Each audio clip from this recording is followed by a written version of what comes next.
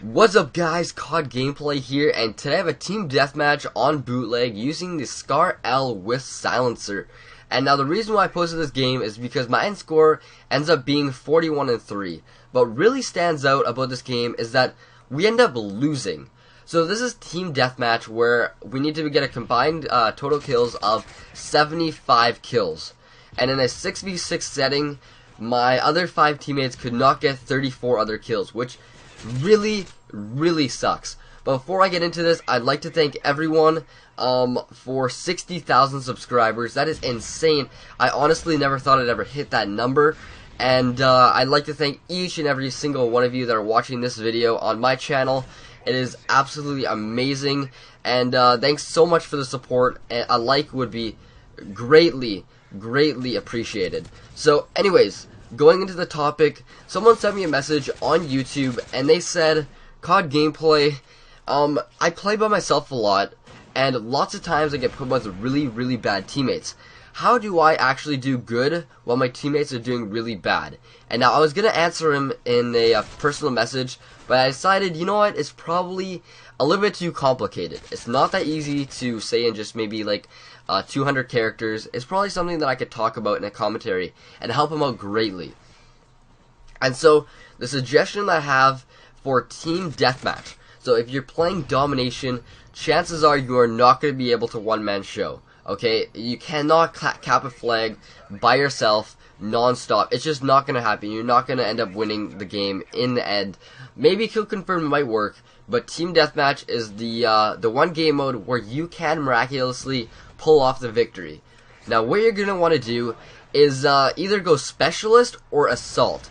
Now I really recommend the assault package, and that is because if you can get on a good kill streak and you can get that maybe AC-130 Reaper, you can go to town. Those extra 10 kills from that Reaper and AC-130 will make a huge difference in the end score of your team in team deathmatch, because those 10 kills are so important.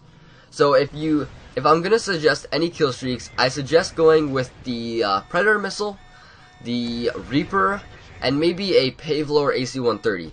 Now that's depending on the lobby. You can change it around. It depends if the other team has a Javelin or a Stinger missile. If they do, hop on the AC-130 because there's more flares.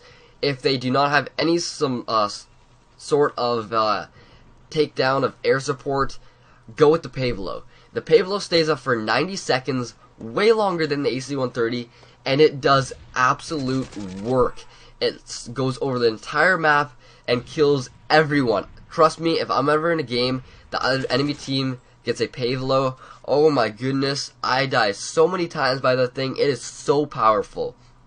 The next step that I take when playing with a bad team is I always strap on the silencer.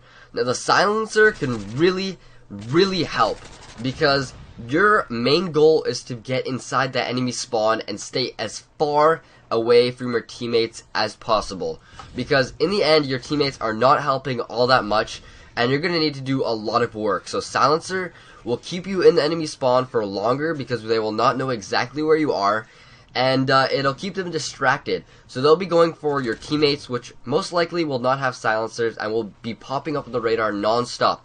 They'll be going straight for them, getting the kills on them, while you pop off a couple here and there with the silencer from distance. Now that goes back to the guns. ACR, Scar, long range guns, not a lot of recoil. Maybe MP7 if you're getting up in their spawn a little bit more. But I suggest long range guns that do not have any recoil whatsoever, because they will help way more. They are more versatile, and you can do way better because you do not put yourself in a situation where you cannot kill someone from a far distance. So, going back to not going with your team. Now, lots of times, going with your teammates is really good. But in team deathmatch, I find I do the greatest when I just go literally on the opposite side of where my teammates are. Because that way, I am able to take out people left and right without them even realizing. If you have Assassin on, it is way better. Now, I sometimes do not go with Assassin. This game I did not have Assassin on. Instead I have Quick Draw, because sometimes I find I lose gunfights because I do not have Quick Draw, and that helps a lot. But if you're really going for getting into the enemy spawn, Assassin will help so much, because enemy team is going to be calling in UAVs no matter what. Any game that you get into, there's going to be enemy player 1, 2, 3, 4, 5, even the whole team calling in UAVs. And UAVs are what can change your game oh so quickly.